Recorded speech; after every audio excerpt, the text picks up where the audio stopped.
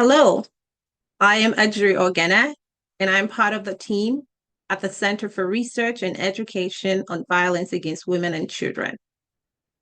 On behalf of the Learning Network and Knowledge Hub, we welcome you to our webinar, Navigating Trauma-Informed Embodiment Practices with Survivors and Those Supporting Survivors of Gender-Based Violence. I want to acknowledge our work is located on the traditional lands of the Anishinaabe, Haudenosaunee, Lepangwark, and Chon-Ong-Tuong nations. These lands are connected with the London Township and Silver Treaties of 1796 and the Dish-Wit-One-Spoon Covenant Wampunk. We make this acknowledgement to counter the doctrine of discovery and recognize Indigenous land and sovereignty. We also recognize that many Black people were violently displaced to Canada through settler colonialism and slavery. We will continue to work collaboratively with communities to challenge colonialism, anti-Black racism, and further forms of oppression that remain pervasive in Canada and that result in disproportionate impacts of gender-based violence on oppressed communities. We wish to express gratitude to Mother Earth for the resources we're using and to honor all the First Nation, Métis, and Inuit people who have been living on this land for at least 15,000 years. So today, we're happy to be joined by Nicole Brown-Faulkner and Margot Feldman. You will find their full bios in the link we're sharing in the chat.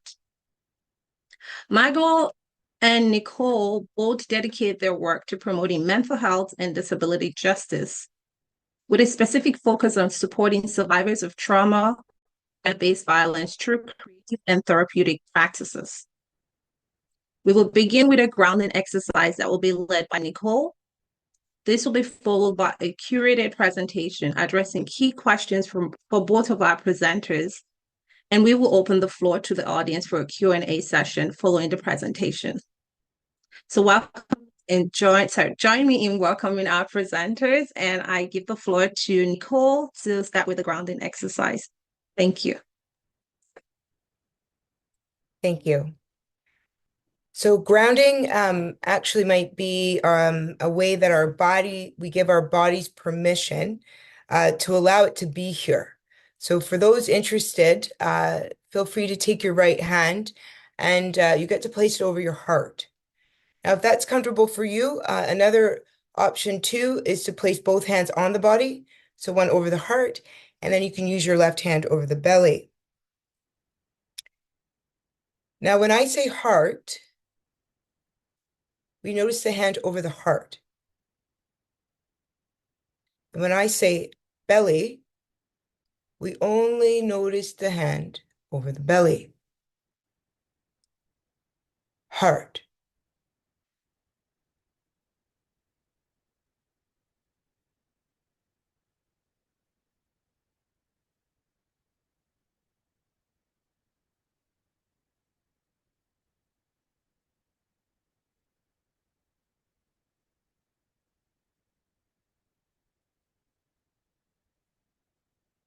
Belly.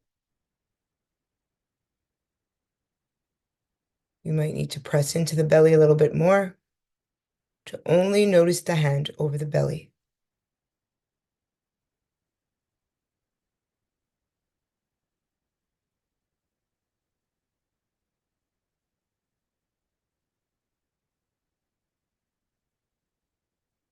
Heart.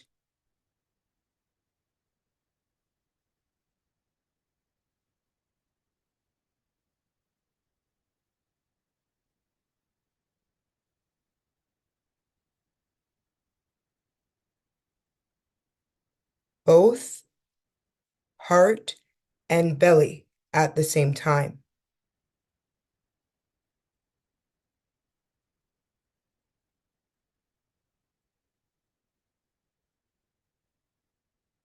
See if you can notice the touch or the sensation under the hand of both the heart and the belly at the same time.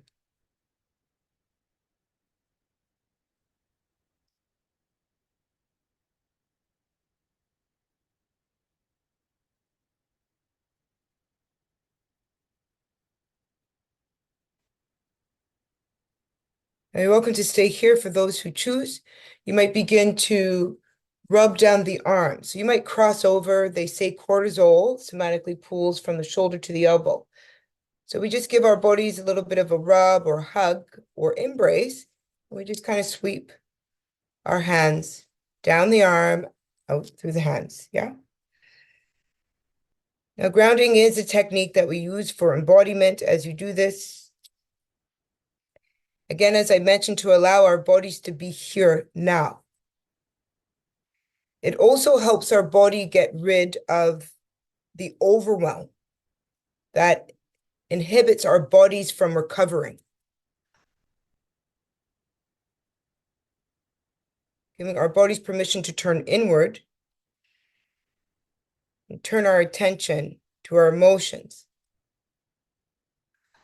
We're going to add breath for the last 3. You might rub from the shoulder to the elbow, as you might be seeing me doing now, and sweeping it out through the hand with a. Feel free to flow with your own bodies.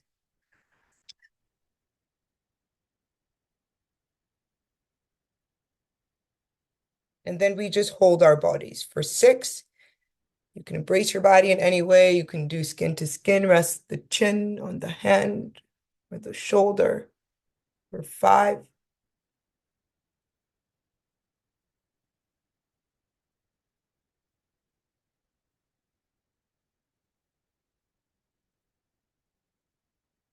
And maybe for 1. If you're ready, our bodies do love slow movement. You might begin to explore a slower movement than you'd like, lifting your body up and out of your own embrace if you are hugging your bodies, and then just responding to the body. You might notice your body like rolling out through joints. They say we hold blockage emotionally in the joints of the body. Just give it a roll in any way as you bring your attention back to the screen. These lovely cats on the screen, and back to our host. Thank you, Nicole, for grounding us. Thank you. So we're going to go right into our engagement in your presentation. So this first question is for both of you, Margot and Nicole. How do you approach trauma-informed and embodiment work, the work of connecting mind and body? What kinds of practices fall under this work in the communities you serve, and how are they linked to the broader work of addressing GBV? All right, I'm just going to jump in. I really appreciate how this question really prompts us to like connect the mind and the body, because it really wasn't until the 17th century that we began to see the mind and body as separate entities. And I could like nerd out on the philosophy here behind this, but I'm going to digress, because what I really want to highlight is that this like mind-body dualism, as it's called, has really caused major problems in how we understand and treat trauma. So here's a definition of trauma that I love to work with. Oh, sorry, go back 1 slide. Thank you. So trauma is the body's protective response to an event or series of events that it perceives as potentially dangerous. This perception may be accurate, inaccurate, or entirely imaginary. And it really doesn't matter, because the response that our body is having in that moment is just one of danger. Trauma is our body's response to traumatic events that we weren't able to process at the time that they occurred. And this is often the case because we're actually just lacking the supports that we need to process the traumatic event. And so what happens is trauma takes up residence in our bodies. And this is not a metaphor. When our body represses trauma, it lives in the body. So some examples of this include disordered sleep due to an overactive fight or flight response, neck or back pain from being in a state of rigidity due to that hypervigilance of bracing for the next danger or threat. And trauma quite literally shapes our bodies.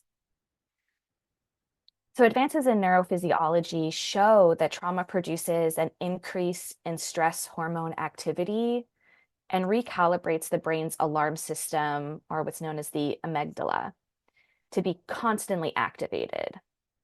The alarm system is just on a constant on setting.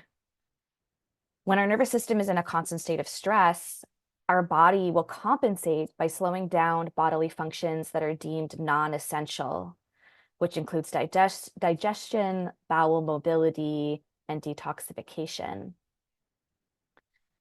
In his national bestseller, When the Body Says No, trauma specialist Gabor Mate shares a list of other diagnoses that can emerge from untreated trauma.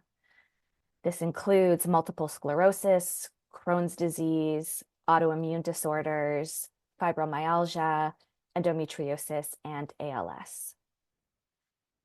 I am here as a survivor of gender-based violence, which has led to complex trauma, and I also live with fibromyalgia, and this is not a coincidence. My approach to addressing and healing from trauma is very much rooted in the body, and in practice, for me, this has looked like somatic therapy with a particular focus on EMDR and parts work. So for folks who aren't familiar, I want to offer a definition of somatics. This is our next slide. There we go. And in particular, generative somatics, which I'll get into in a second.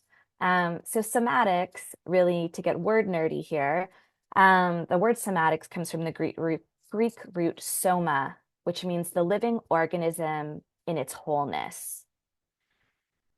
With a somatic approach to trauma, we recognize that this mind-body divide is a fiction. We have body minds, a term that comes from Margaret Price's work. So this is why at a certain point, talk therapy isn't enough when it comes to healing from trauma.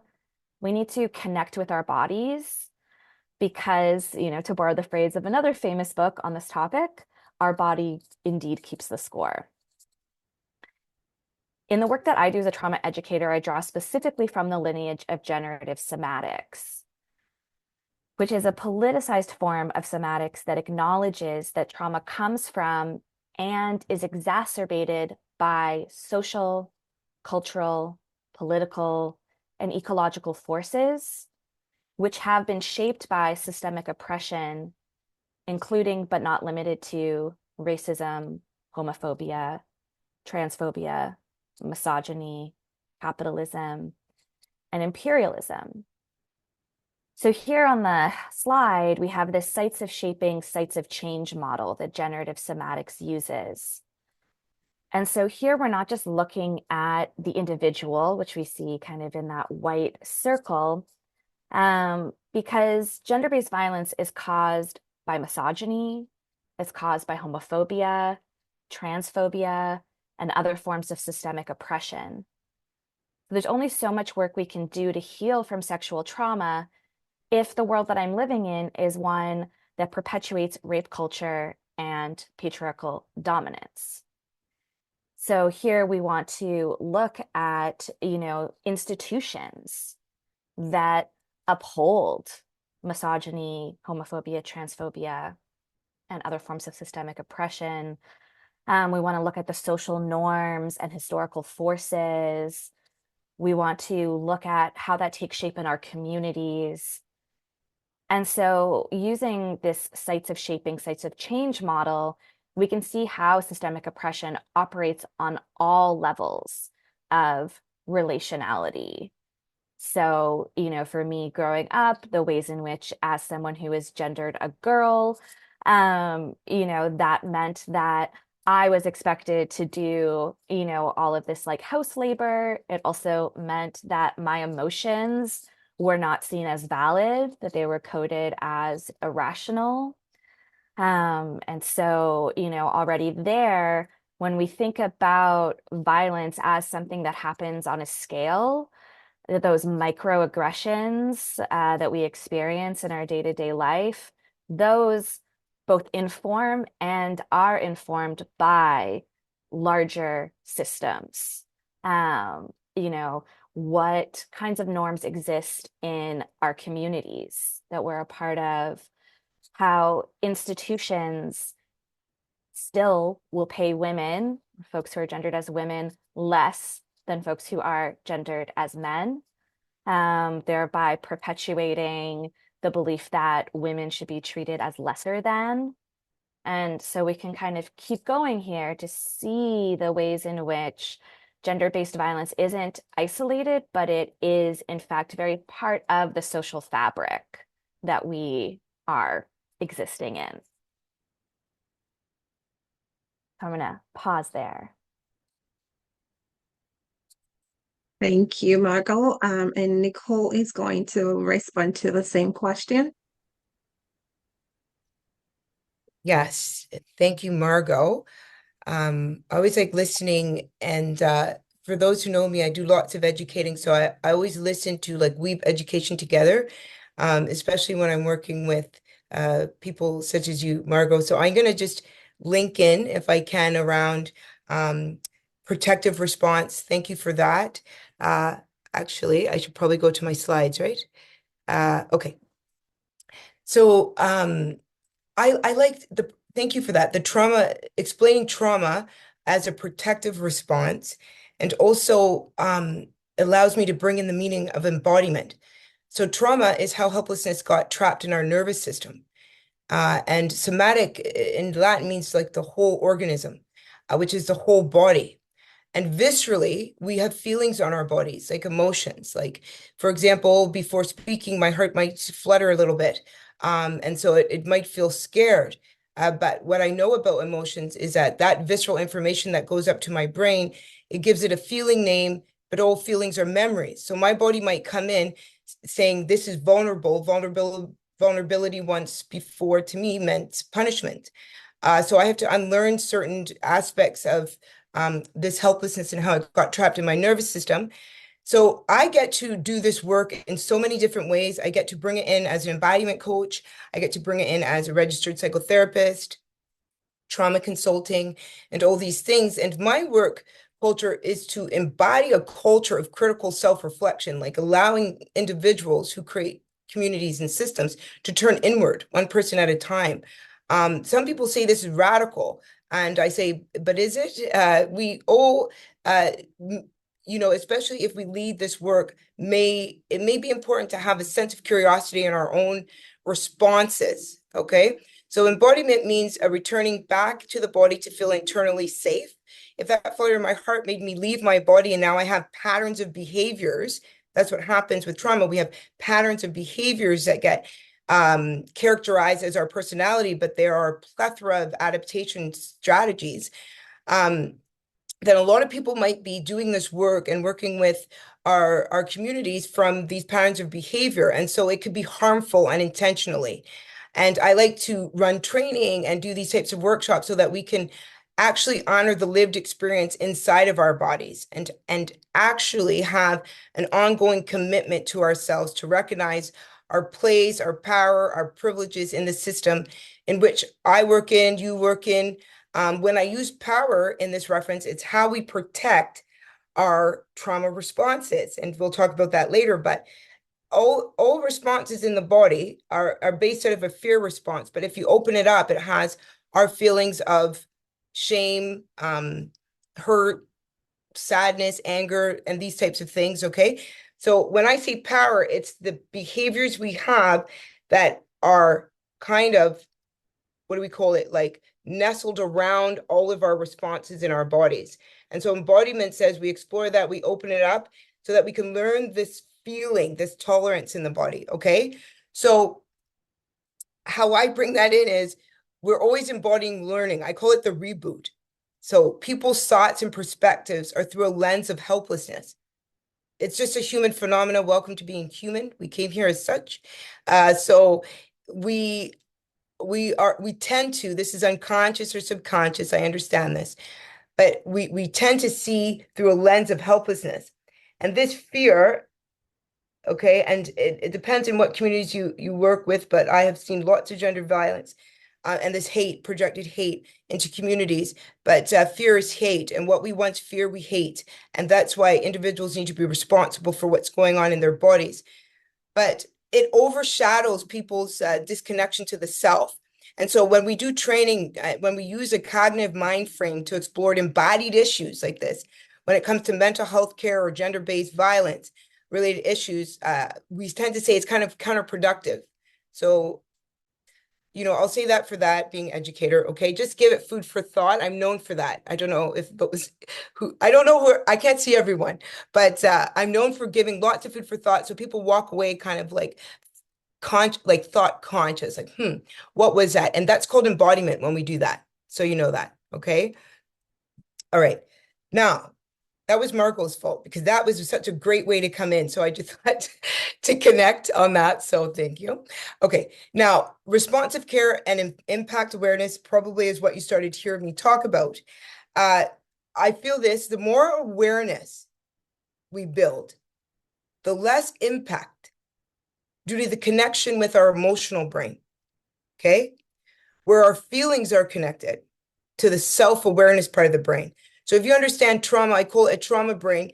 The way it's wired, the limbic system to the front part of the brain, when there's trauma, it kind of recircuits, and we can't really connect to the learning if our body's in a vigilance or in a reactivity. Okay, so a couple things just to think about in this slide. Okay, is the reactivity. When is my body reacting? When is it responding? Okay. When is my body caring for the clients I work with or the community I work with? And when is it carrying? Okay. When am I absorbing? When am I absorbing what's going on, or when am I observing? Now, these are ways to track what I call responsive care. And this is another example of how all of our bodies do this. We protect ourselves through our helplessness, okay? And so what I like to do is I like to bring in, I really do feel that the root causes is really important when we work with communities, okay? And so I like to give lots of education so that we can address the interconnectedness of the mind and the body. So here, if I can, let me see if I can switch my slide. More visual, okay? But here is a slide, for example. Okay, let's use a female identifying body, okay? Black female identifying body we're working with. Now, it is for us to hold. How has my body been socialized to see value in other races, genders, demographics? Okay, so in this slide, I was working with the University of Waterloo, and just to brainstorm some things, lots of things came in, like promiscuity, the projection of promiscuity on Black female bodies, the numbers of fathers that baby fathers, these are stereotypes, by the way. I can go on and on. My point is that if you sat with the history to understand the impact of slavery that it had, is that by the time children were by the age of 13, they may have already bared 1 or 2 children by then. It was part of the of survival. Their bodies were parts of trades, like sex trades, and a part of the lifestyle. By 20, a child could have had already by 8 just to gain her freedom or their freedom. Okay. Now I say all this and introduce that to bring something to notion, which is a couple things. Okay. The circle of intersectionality and the complexity of it. Okay. Now working with, for example, a Black girl who now is an adult in a queer body or trans body or whatever. This history lives in the epigenetics, in the DNA of this person. Now, I'm going to say that trauma may be one of the most avoided, ignored, misunderstood, underrated cause of human suffering. Can we get a yes? Okay. The word itself has been picked up in the pop culture. I don't know. And it's actually lost its substance. Like it's used so loosely. I don't know. But what I'll say is that we can have entire groups, like it's called historical trauma, but we can have a multi-generational trauma experienced by a specific cultural group or racial ethnic group. And it is related to that major event that oppresses a particular group of people because of their status. Okay. So slavery, migration, all these things may be part of that. And we've mischaracterized this as their identity when it is a plethora of survival responses without an opportunity to be understood, to be seen, to be heard. Okay. So that's how I embody the learnings to kind of bring into our awareness the impact of responsive care, which is what I call it. Hopefully I get to talk on a little bit more later, and impact awareness. And I'm going to peel that back so that us who are clinicians or frontline can understand it from the lens of taking care of community. This is more history. So I'm just going to pause, like, just to finish reading a little bit more of the history.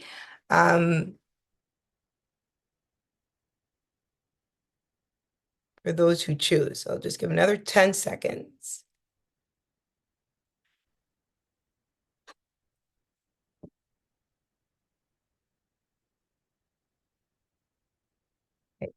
So resistance training is what I've become known for, is the very thing, which is we can't really make any changes until we realize how it affects us.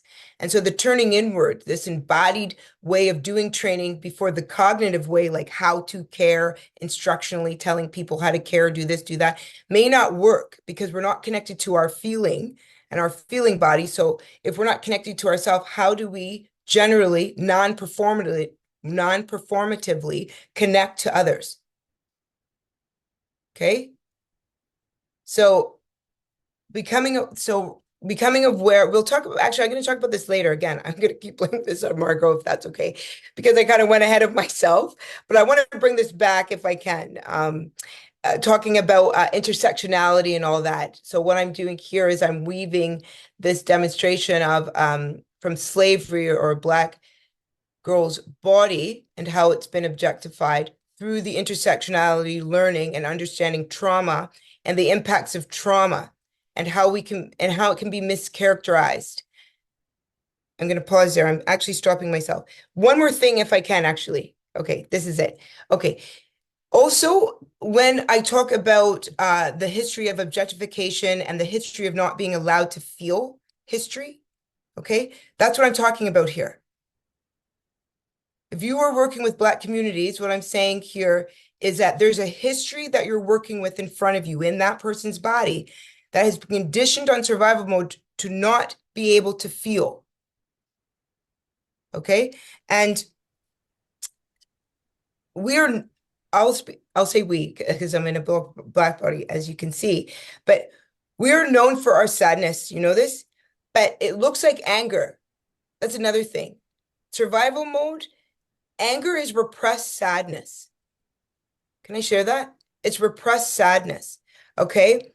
And when I work with anyone with, yes, internalization of oppression, I just saw a note pop up. That was brilliant. That's someone's comment, probably. But it's exactly what I'm talking about. But when I work with anyone who I'm working with anger work, I ask two questions. I ask, what scares you or what is making you sad in this moment? But if our bodies have been mischaracterized because we're still in a survival response and we're in a system that wasn't really designed for us, this can get mischaracterized and not humanized in the person. Okay? So I said that was all I'd say. So that's going to be it. Okay. I will Thank you, Nick. send it. Thank you. Over to you, Thank Richard. you, Nicole, and for the context. So the next question is yours. Trauma-informed and embodiment work can sometimes do more harm than good, especially when we consider certain communities and individuals who are facing chronic systemic barriers and intersectional harms. such as poverty, racism, exclusion. You've mentioned some of them already. So, how do you navigate this reality in your work and practice to address these intersectional and systemic challenges among historically ignored communities? Okay, wonderful. So, okay, thank you. So that I went ahead of myself too. Okay, because I knew, yeah, I get excited about it, educating about it. So this is going to go right to our intersectionality. Now, intersectionality, oh, I can go into this in so many ways, but I'm going to say that when we are able to identify with our privilege and where it intersects in these demographics, okay, with someone else's oppression, we will find an opportunity to make real change. If we take the time at these intersections, so where fear and power collide, so when I say fear, like how we protect ourselves, it becomes power. And when I say that, it is how we take care of the feeling on our body. If we feel guilty, if we feel shame, if we feel hurt, these are what I'm talking about when I talk about fear. It is a construct, okay? And we protect it by behaviors. Now, if we can open that up and work with that, that's what I'm talking about here. We can really make some real changes. And again, this is an introspective thought, okay? Now, intersectionality, people say, what is it? Exactly. There are lots of terminology for it. It was created by Kimberly Crenshaw, I believe. So don't mark my words. And if anyone knows, write it, please, in the chat. Okay. Now, intersectionality. Through intersectionality, we are able to understand complex solidarities and see how people's identities shape their experiences in their life based on relationship to power. Okay? Meaning. So I'm embodying what this means to see, okay?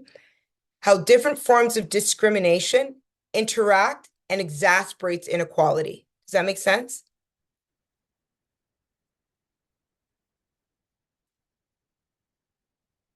Now, there it is again, okay? When we identify with our privilege and where it intersects with someone else's oppression, we will find an opportunity to make real change. As Malu from the book, So You Want to Talk About Race, for anyone interested to explore that, gender-based violence trainings may be more to do with connecting to the embodiment proxies. Do you know that? And a deep willingness to be uncomfortable, embodying questions like this in training spaces. What do you feel? And letting people answer this as a collective too, because our work has a core parts of it to do with advocacy. So I bring the voices, this is called equity to me, to spaces. So I ask these difficult questions in board meetings and where powers that be, and to allow people to wrestle with it.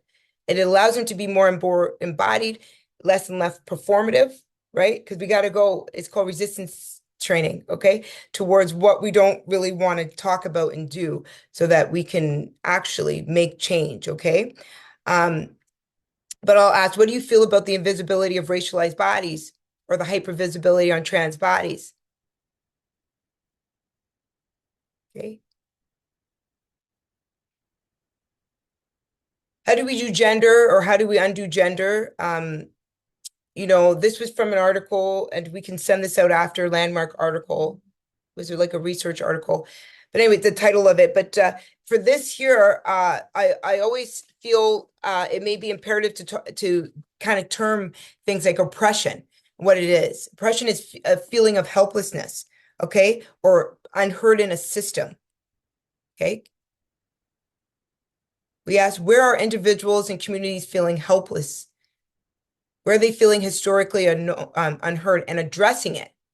Equity is really interesting because it might, how it's being termed out there, but it might be for how do I say it? Might be spaces for voices to tell systems and places of power what they need and have their needs met or heard. Okay? We have to recognize the oppression part, and we have to bring voices to outcome part. right? That's the real embodiment of equity, diversity, inclusion, right?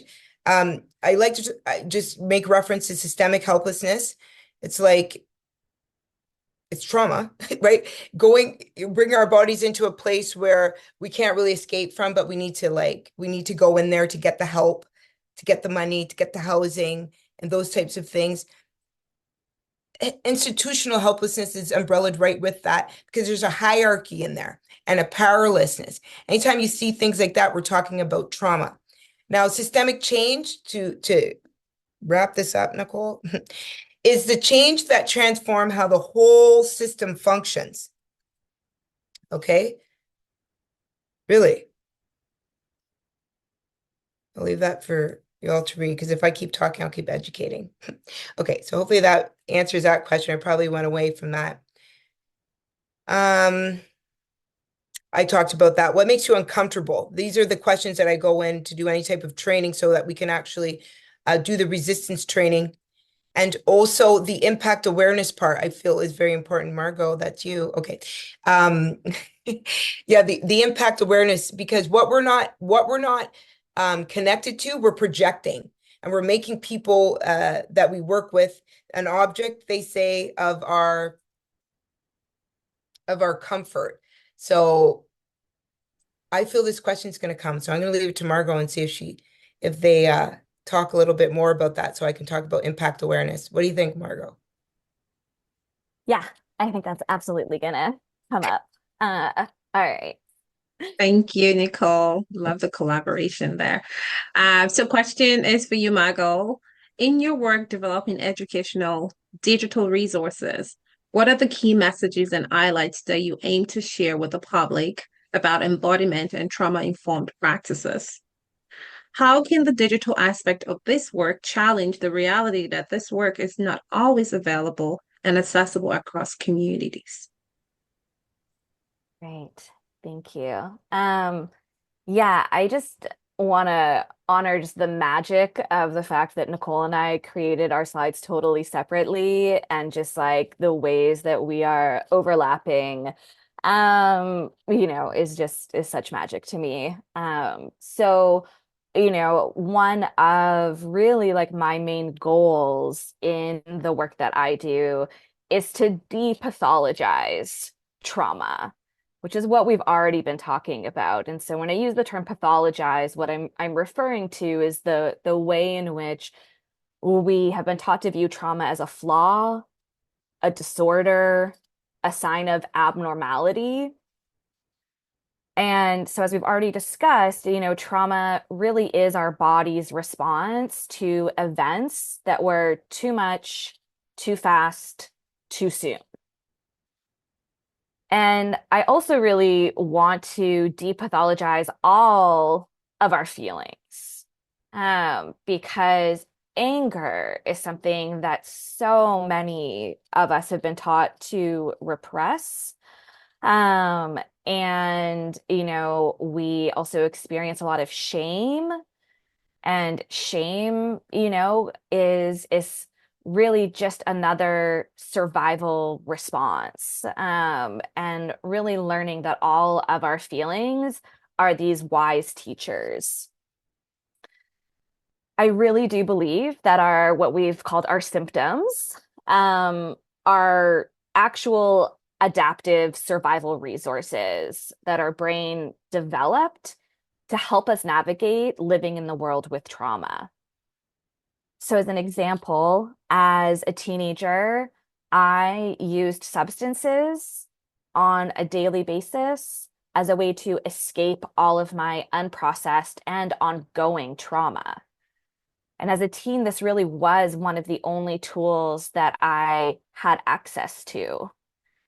I also think that dissociation is another truly brilliant adaptive survival tool, to get us out of just how hard it is to live in a body with trauma, but also in a world where trauma is ongoing. So one of the ways that I promote this reframing of trauma and its symptoms is through the memes that I make on Instagram via my handle softcore trauma or softcore_trauma. Um, I really want to bring softness and humor and compassion to how we approach trauma. And I think the piece around humor in particular has been really important to me and is also not everyone's cup of tea because of course trauma and gender-based violence, like these are such like serious topics. Um, and I have found so much healing through being able to look at my trauma responses, the moments that my trauma brain is really trying to protect me, but like as the adult human that I am now, it's kind of missing the mark. And being able to like laugh about that actually really opens up the door to getting softer with myself and having compassion for how I approach my trauma. And this to me feels in direct opposition to a pathologizing approach in which we're taught to see our trauma responses as our failure to be quote unquote resilient. And I have a whole bunch of issues with that term that we could talk about in the Q&A if folks want to dive deeper. I also just really want to normalize how prevalent trauma is. And in the comments to my memes, you just see so many people sharing about how the post I made resonated with them, reflected their experience, helped them feel less seen. Um, and so, you know, these are some examples of memes from my page. I am known for a series that I do called The Traumatized Urge. So here, the traumatized urge to change your aesthetic instead of feeling your feelings. And again, I say this, and I pair the text with images that are either funny or soft or some combination to really drive home that like we don't need to judge ourselves for this. I also have another series about the healing urge, so the healing urge to cultivate relationships where I feel safe and happy and can grow. Because I think, our brains do have this, like, we're hardwired to look for the negative, our sweet negativity bias, which helps keep us safe. And I think it can be really hard to recognize our own healing and growth, often because it happens in like small increments over time. So I also feel it's really important for me to help flag, like, here are some things to look for that you can celebrate in your own healing practice. So those are just some examples there. Um, some other memes that I've made are really, and again, Nicole and I have just been really vibing on this together. Being trauma informed also means that we must take systemic oppression into account. Trauma is not just caused by a singular event.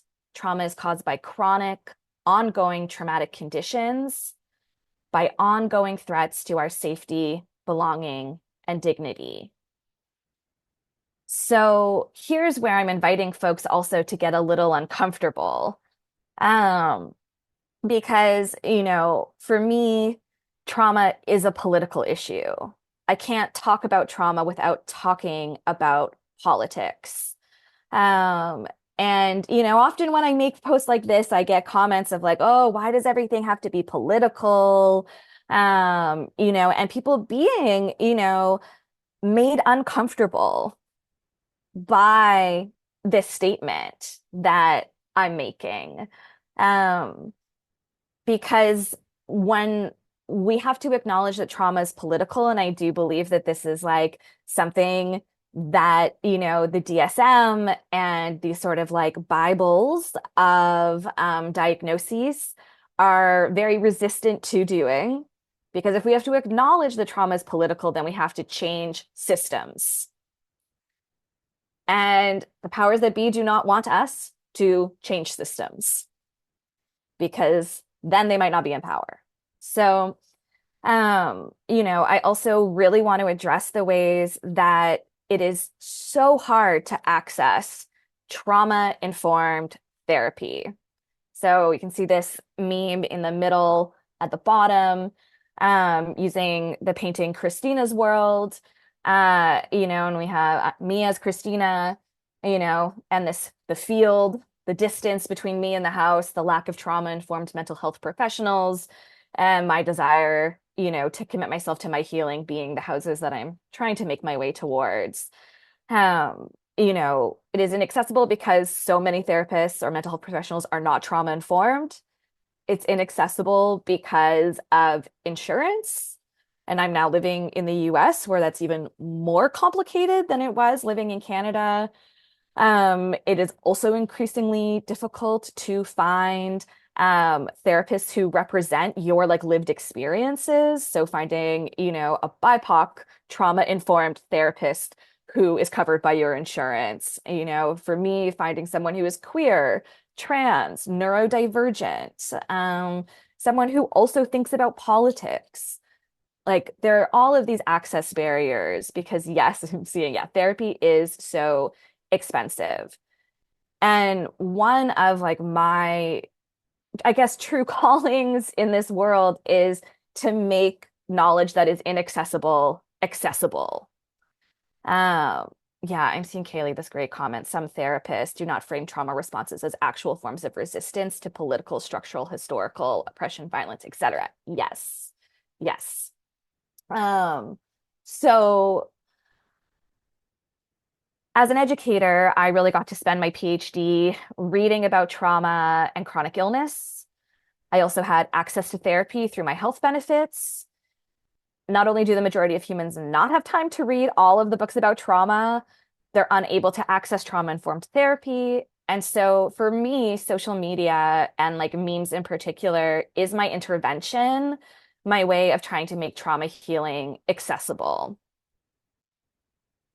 Another resource that I've developed in this vein is a Discord server, the softcore trauma community, because social media also gives people access to others who share their lived experiences, access that they might not have with humans in their real life because of their social location, because of, yeah, just where they live in the world, because it is still seen, despite how much more we're talking about trauma now, that conversation is still happening within limited groups of people. So this is the Discord server that I created for those who follow me. And there's, examples on both the left and the right of some of the different channels, or different, kind of little rooms that people can join to talk about different topics that impact them. There's also a peer support channel and one for resources because I really believe that we all have collective knowledge to share. I really work to try to challenge this idea that I am the teacher, educator, with the only one who holds knowledge. That's just not true. And so this is really also a peer support space. And then there are also channels based on affinity groups as well as locations. And so in this way, folks who wouldn't otherwise have community offline can come to a place where they can connect with others online. And I'm seeing a question, how can we join the Discord server? It is through my Patreon. There will be a link to that at the end. It starts out as little as $1 a month, but it is incredibly important for me that money is never an access barrier. And so I do share with folks on the Patreon page, if you cannot afford the $1 tier, to just email me. There are a bunch of folks in the server who have done that. And if their financial situation changes at some point and they're able to pay a monthly subscription rate, great. And if they're not, they're just continue to be welcome in that space. And Adriana, I love your question, and I'm wondering if you can put it in the Q&A because I would love to answer that question when there is time for that. So yeah, there we go. Thank you, Margot. So Nicole, and just to you, Margot, as well, just wanting us to stick to the time because it's exciting and we definitely want you to engage with all the questions. We have about two more after this. Okay, so Nicole, this is yours. Based on your experience as founder and CEO of Wounds to Wings and offering trauma-informed services in the community, how would you like to see this type of work integrated into the mainstream GBV sector? Okay. So we have to stick to time. So I'm going to time myself 4 minutes, right? How much time? Okay. 5 minutes. 5 minutes. Okay, I can do it. Margot, thank you. I love the community and the right brain stuff. It is the core of healing. Uh, anything right brain, and you can look that up after, is like the core of healing. Trauma can be, and trauma work and healing can look so serious. And the biochemical opposite of trauma is play. So I found Margot by accident, and now we're here, like online. I didn't know I'd ever meet Margot. So thank you for that. And the community work, I can't even begin around that for more accessible therapy, which is being able to feel safe with other people is probably the single most important aspect of mental health. Feeling safe and connected. So your patron, like all the things. Okay, I'm done. That's a minute. Now I have about 4. Okay, thank you. Now, how do I want to see this type of work integrated? I would love for it to be integrated through what I call trauma responsive training. There's trauma informed training. I came through this as a clinician and all the schooling I have. Okay, I get this, but being trauma informed and trauma aware may not be useful as much because it is how to care. Now, trauma responsive care attaches our behavior and how we interact with our helplessness. Okay. And it brings in trauma informed care, it brings in trauma awareness, it brings in trauma sensitive. These contract means that more people than not that you're going to serve or see in a room will have trauma than not, and how to relate to it, right? Now, okay, but what about trauma responsive care? How does my behavior interact with the helplessness in the room? How does it interact with the oppression in the room? So what trauma responsive means is we learn to respond to our earlier life experiences in order to stay safe with people in situations and during events. And that's called, by default, a learned helplessness that's trapped in our nervous system. Well, what we do then, you've heard this between Margot and I about these adaptive survival strategies that we have. Well, that's how we control the helplessness on our bodies. Okay, so we have lots of behaviors. They can come in at any of the 5 trauma responses: fight, flight, freeze, submit, attach. The 2 we hardly speak a lot about, but they're actually, we can't talk about it. Come to my training, I'll talk more about it. But these 5 responses have behaviors. It looks like certain things. I can speak for submit. It's attached to the shame. There's something fundamentally wrong with who I am. Shame. Okay, it allows us to stay smaller and have behaviors around being smaller. So as a child, people thought I was shy. I'm not shy, obviously.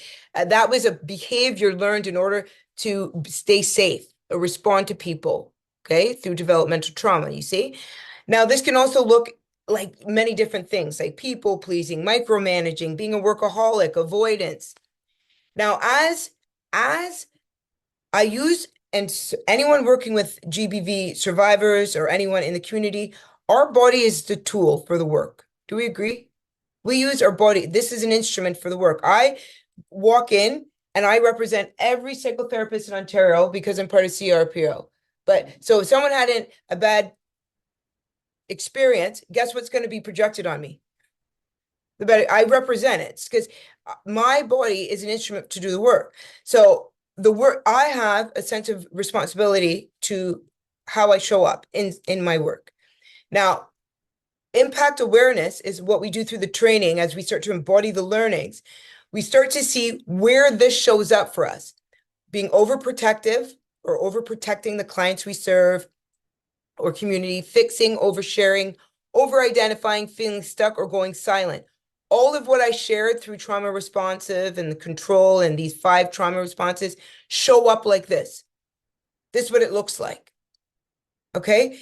And so our work is to return to the root of that so that it's not projected onto the clients, patients, community, people we serve. So we have a sense of responsibility for our own story in our bodies, okay? So that we can hold space for others. And this is what I talk about or explain in visible power dynamic.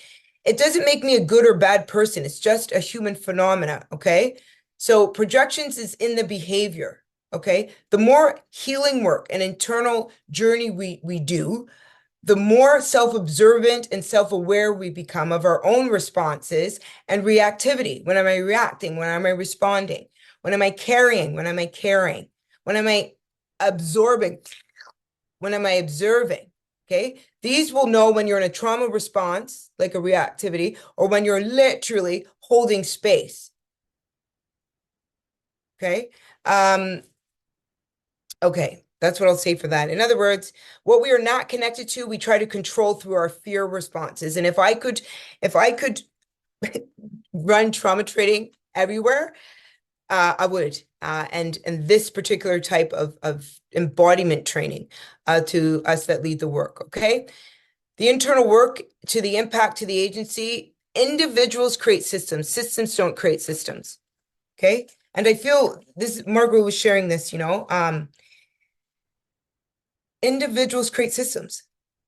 So individuals have a sense of responsibility to their own story and their own healing journey. So we're not projecting and mirroring trauma back into communities and the people that we are serving. This also, just moves us away from the performative work. If we're really talking about decentering conversations, we are learning to co-regulate together. It means getting uncomfortable together to work through what that uncomfortable thing is. So there's less power, like how we're trying to control not feeling smaller or embarrassed, which is our shame, right? We need more spaces like that so that we can reproduce these patterns that are etched in the system from individuals staying together in a fix-it mode. Okay, so we call this performative care versus decentering and co-regulating together. My food for thought. I'm going to pause so you read this. So, okay, there's about 30 seconds just for you to read this.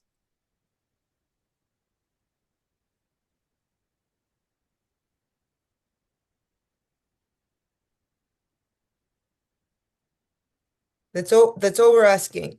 Okay, in spaces that work with gender-based violence. Okay, so we're asking so that we can enhance our communication, our conflict management, our problem-solving skills. Okay, these dynamics can literally shift harmful gender and social norms that underlie these types of gender-based violence. I quite like this one though, but it's okay. I feel like Margot, but this yeah, it says, so the truth is the more I bypass my own feeling, the less understanding I'll have for yours. Yeah.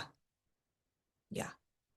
Okay. So we go inward, we do our deeper work. Okay, there we go. Thank you, Nicole, Michael, the final one. Yeah, I just wanna sorry, go ahead. Okay. Based on your experience in mobilizing knowledge around trauma and the body and creating digital resources, how could digital educational tools be integrated in the everyday work of addressing GBV in our sector?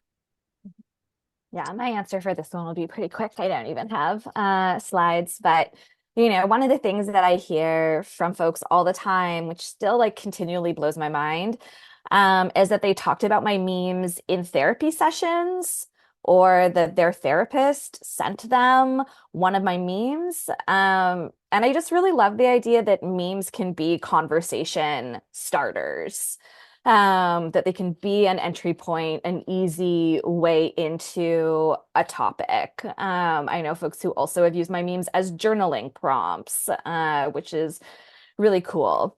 There's also something about the way that memes can be an equalizer, kind of like a little nod that says, I see you. In terms of addressing gender-based violence, digital tools like memes can be an easy access point for folks to connect with resources and tools. Often at the end of like a slide deck of mine, I show, different resources that I've created that folks can buy or get for free or engage with. So I do also use memes as a way to promote because the Instagram algorithm does not want folks to promote things that are going to take them off of the platform. So many of us have found little sneaky ways around that. Um, with topics as heavy as trauma and gender-based violence, the digestible meme format really can remove some of the heaviness of a topic that like might actually be a barrier for folks. Like it feels too heavy to talk about, it's too scary. How can we make this like more approachable? So, you can make some memes connected to the topic that you're addressing and then have a slide with resources at the end. A lot of the memes I make are also like affirmations. So you don't have to go the like humorous route if that feels like a little too scary in terms of, addressing gender-based violence. Affirmations for survivors. And often I'll like put up a question box on my stories and ask folks like, what affirmations do you want to offer? Or do you wish you heard? And then I can crowdsource their responses and both share them in my stories, but also create memes using their responses. And in that way, I'm like building community. Um, so, if you were to scroll back much deeper through my Instagram, you'd see that I didn't always make memes. I used to do these like mini essay posts where I shared information on a topic. And what I've really been noticing amongst other creators and those working in mental health is that they're shifting to either creating reels or memes because that's actually just the kind of content that folks are like wanting to take in digitally. Because memes and reels also have the potential to go viral, they enable you to spread your message like really like far, around the globe. It's like I have people who follow me and who are in the Discord server who come to my webinars who are literally from all over the world, which is really cool. And it can connect you with other humans doing similar work who might be on similar healing journeys or like professionally. I've just made so many connections with folks for collaborations, and for work that I do in the world that have found me through making memes. And I'm just seeing a Thank question here from Rhonda, which I'll just quickly answer. Are affirmations effective? Is it important to engage in self-affirmations to help you in healing? Affirmations get a really bad rep, like to be honest. I think we can see them as really cheesy, but the truth is they work. I have a whole series of affirmations for trauma survivors in one of the zines that I've made, and you'll get a link to my shop so you can check that out. But the zine in particular is called You Are Magic. And there's journaling prompts in there for folks as well. Thank you, Margaret, for catching that. Okay, so on to the next question, please. This is the next one. Okay, Margot and Nicole, and you can go in any particular order. Our audience works in different contexts across diverse communities.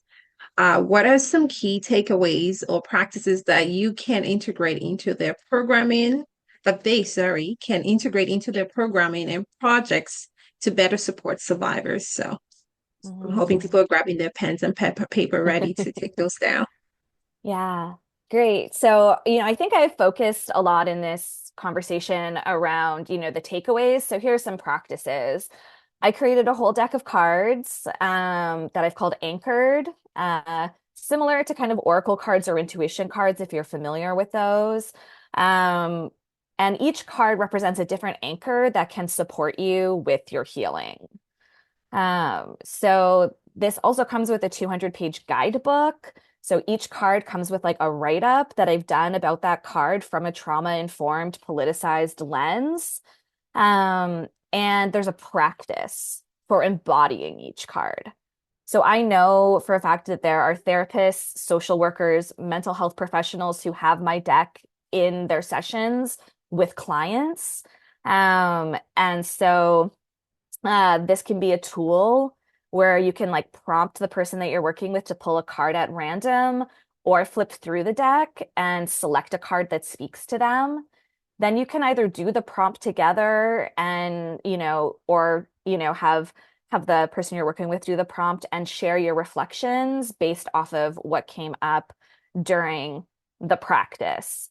And I started to create this deck specifically at a time in my life where chronic illness and dissociation had made it impossible for me to write.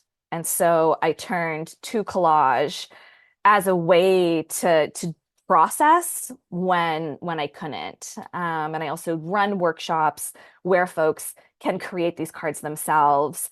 And I can do that virtually or in person. So I'm happy to talk with folks about that. Another resource is that I have a coloring book of memes that I've made. Coloring is a great way to activate our vagus nerve, the part of us that brings us back into a state of feeling grounded, connected, present, because we're doing something creative here. So we're being creative and we're also doing something with our body by coloring. So there's 50 of my memes here offering different trauma-informed affirmations or like funny little, things that I've written. And these can also be used as access points for talking about hard subjects, available as a book or digital pages that you can print out, because I know shipping internationally for this is kind of prohibitively expensive from the US. And you can just have this, whether it's a workshop that you're facilitating, even when I'm doing workshops that aren't explicitly about trauma. In the past, before I had my own coloring book, I would print out some coloring pages that I really loved and have them on the table along with like pencil crayons, and markers and different things so that folks could just like have something else to focus on if they just needed that as a support. So then some other tips. If you're running a program with a group, you can begin the session with a grounding practice, just like Nicole did with us. One of my favorites is to visualize your favorite place in nature and then move through the five senses. So this kind of looks like, what do you see in your favorite place?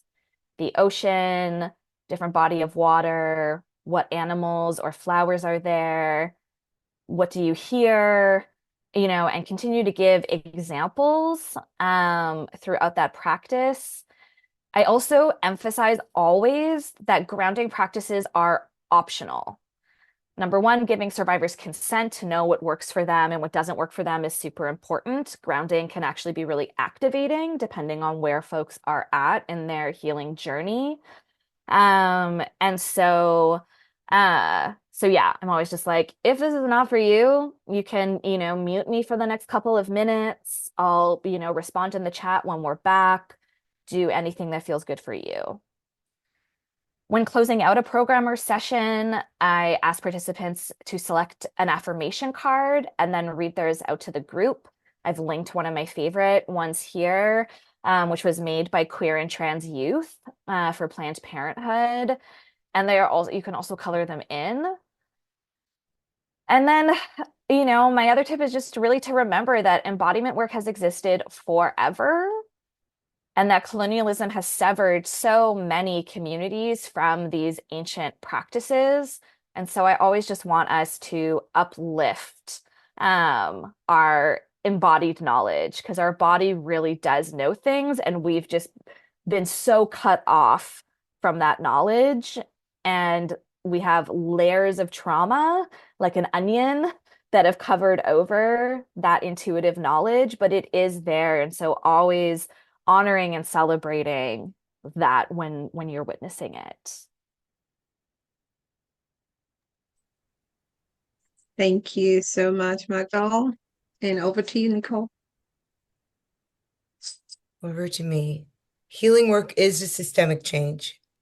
I mean, if there's any practices or takeaways or tips, I would start there. There's different ways that we can explore this. You know, again, it depends on which role I'm in. But peer support and group therapy, okay, very important. Again, I don't think we heal. I know this. We can't heal in isolation. We can't heal in the same way that our bodies were harmed and got sick, which means we were alone with overwhelming emotions and thus the nervous system got sick, which created symptoms in it. So our bodies are actually designed to heal in community. Okay. Our world here, we're in a Western world, so we kind of got westernized, but if we also explore a holistic approach, this also would make a lot more sense to most as well. Okay. Peer support, group therapy, it's a tool to reduce isolation and foster community resilience. Yep. Psychoeducation, education empowerment. Trauma disempowers us. It dissociates us out of our bodies. It's not safe to be in there, so we can't be in there. When it's overwhelming, we check out, we go somewhere else.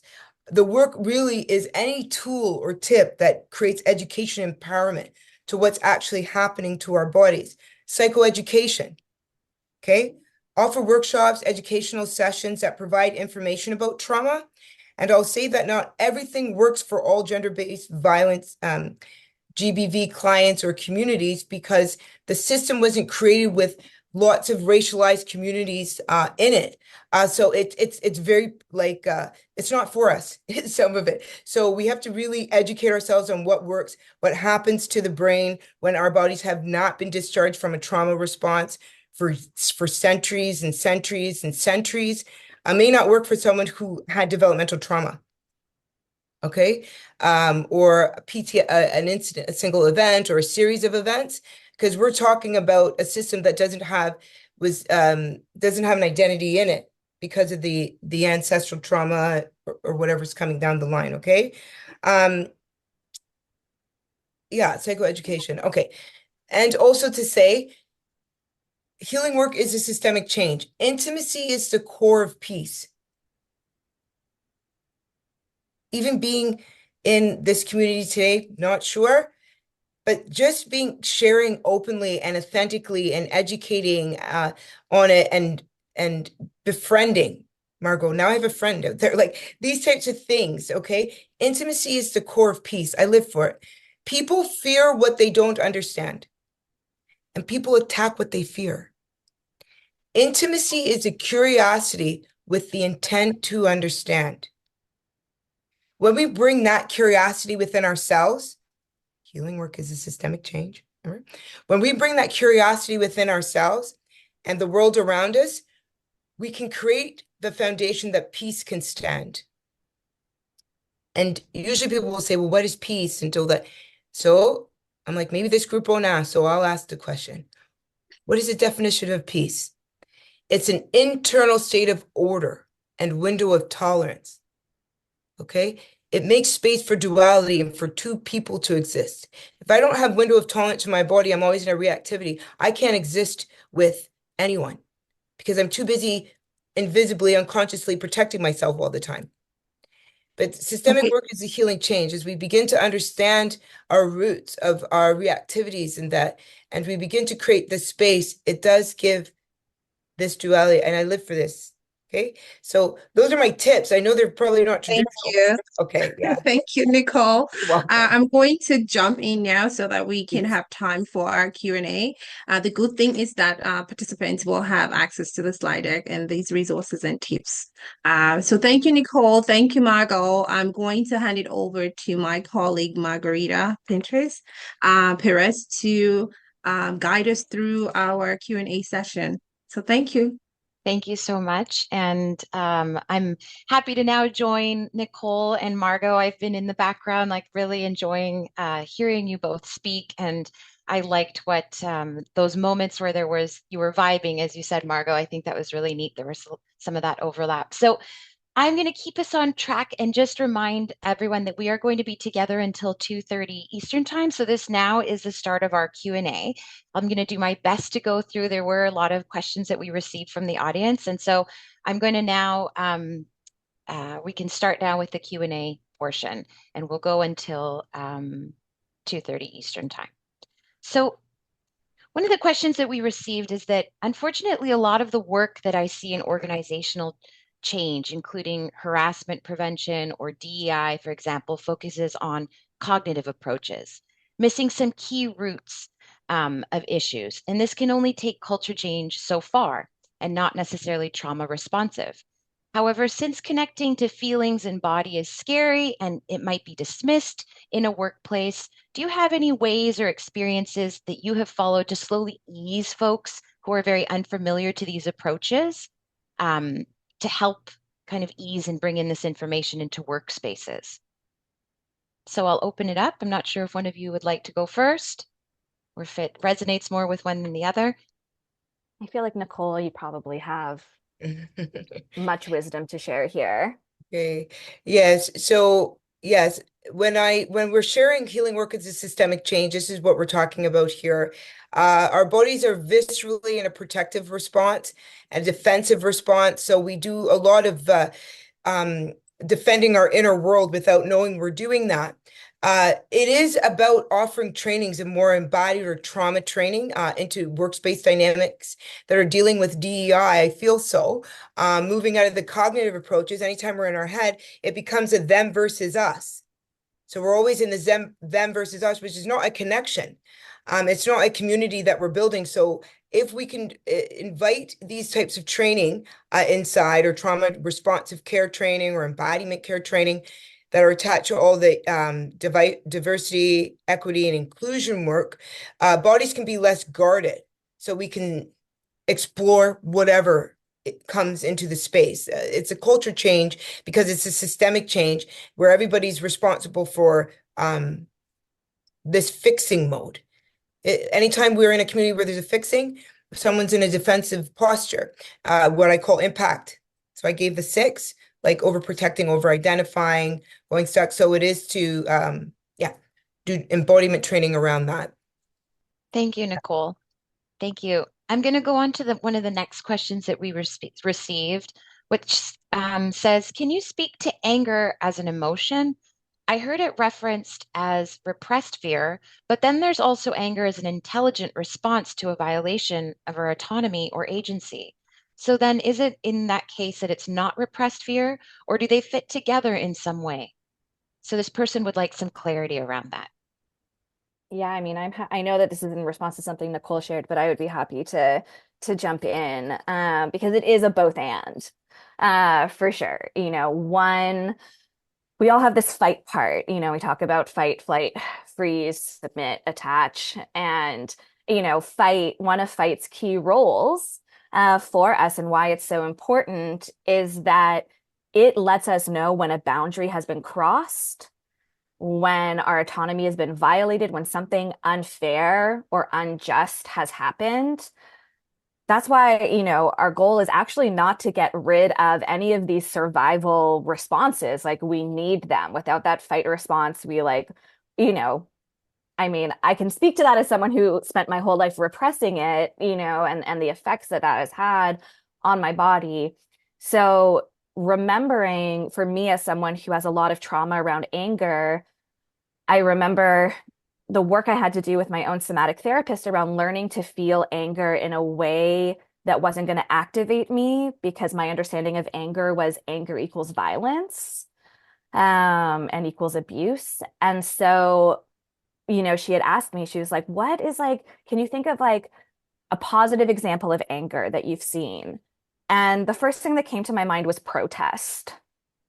Like, when we are out in the streets protesting injustice, like, that is anger showing up as this intelligent response.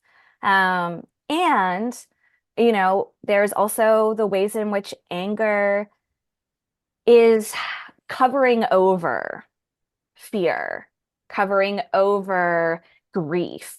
And that's a different shape that anger can take as a survival resource. And so I think for me, learning to differentiate between the two has really kind of looked like being able to tell just how regulated I am in my body, and like accessing a kind of like warm, regulated anger, So yeah, I'll pause there. I don't know. I'm seeing Nicole that you're typing an answer to this as well. Yeah, So because I wanted to add to yours and just, which I did, so I'll just send it there.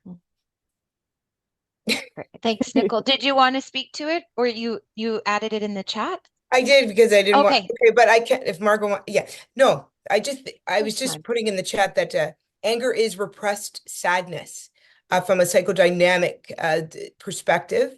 And it tends to get mischaracterized with rage.